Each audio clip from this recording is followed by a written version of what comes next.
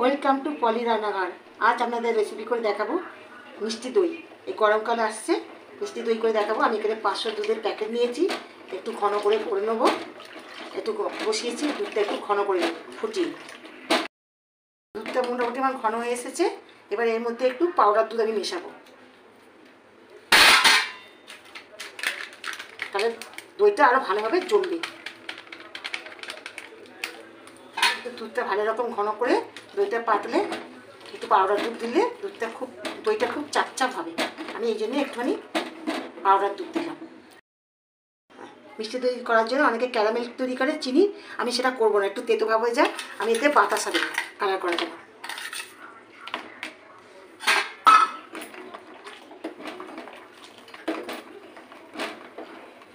মিষ্টিটাও হবে, যে যেরকম মিষ্টি খাবে বাতাসা দিয়ে কালারটা করবো। এবার যদি প্রয়োজন মনে হয় যে বাতাসাতে কালারটা এসে সাথে মিষ্টিটা আসে না, প্রয়োজন মতো সে চিনি ইউজ করতে পারে একটুখানি। সুন্দর কালার এসে গেছে, মিষ্টি দইয়ের কালারটা একটু এসে গেছে। আর মিনিট 5 আমি ফোটাবো, আর একটু ঘনত্বটা বাড়িয়ে দেবো, দিয়ে ঠান্ডা করে তারপর আপনাদের আবার দেখাবো। দুধটা আমার ঠান্ডা হয়ে গেছে। এরকম আমরা আঙুল দিয়ে দেখবেন যে আঙুলটা ডোবানো যাচ্ছে কিনা। এরকম টেম্পারে রেখে এবার আপনারা দই মেশাতে হবে। 1 চামচে আমি মিষ্টি দই দেবো, আর 1 চামচে টক দই দেবো। এই দুটো দই আমি একসাথে মিশিয়ে এইভাবে গুলে নেবো, যতটা পারবো ফেনা তুলবো।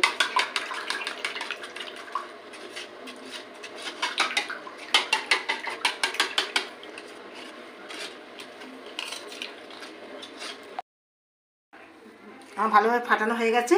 এবার যে বাটিতে আমি দই বসাবো সেই বাটিগুলোতে একটু করে আমি দই ভালো করে মাখিয়ে নেবো।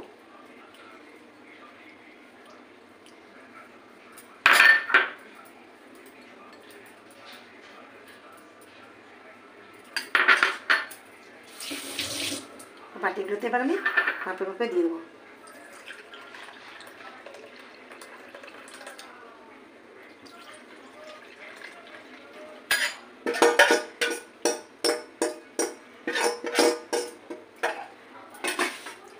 বাটিগুলো নিয়ে এবার বসাবো।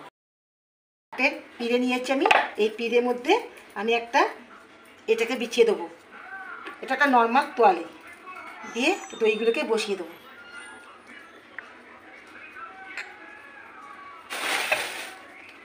আমি টেবিলের তলায় বসিয়ে দিচ্ছি, দিয়ে দুটো প্লেট আমি চাপা দেবো।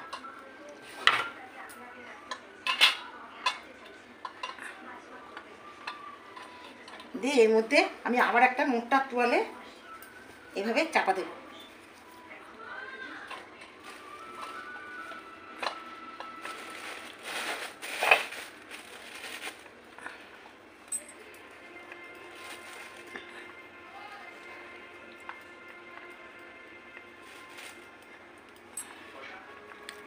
এটা যাকে থাকবে আমি কালকে সকালে খুলবো, খোলার পর কী অবস্থা এসছে আপনাদের আমি দেখাবো। আমার দই একদম কমপ্লিট হয়ে গেছে, এই যে এরকম সুন্দর চেপে গেছে।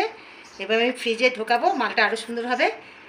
আমাদের এরকম দই আপনার যদি খেয়ে ভালো লাগে কমেন্ট বক্সে জানাতে ভুলবেন না।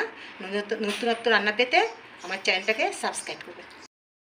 ফ্রিজে দইটা রেখেছি, খুব সুন্দর হয়েছে। এবার আমি কেটে দেখাচ্ছি, কি সুন্দর চাপ চাপ দই হয়েছে। এইভাবে আপনারা একবার বানিয়ে করে খেয়ে দেখুন কেমন লাগে। আমাকে কমেন্ট বক্সে জানাতে ভুলবেন না। আর আমার চ্যানেলটাকে সাবস্ক্রাইব করবেন। নতুন নতুন আমি যা রান্না করি আপনারা পেয়ে যাবেন। আর আমার পাশে থাকার জন্য থ্যাংক ইউ সো মাচ।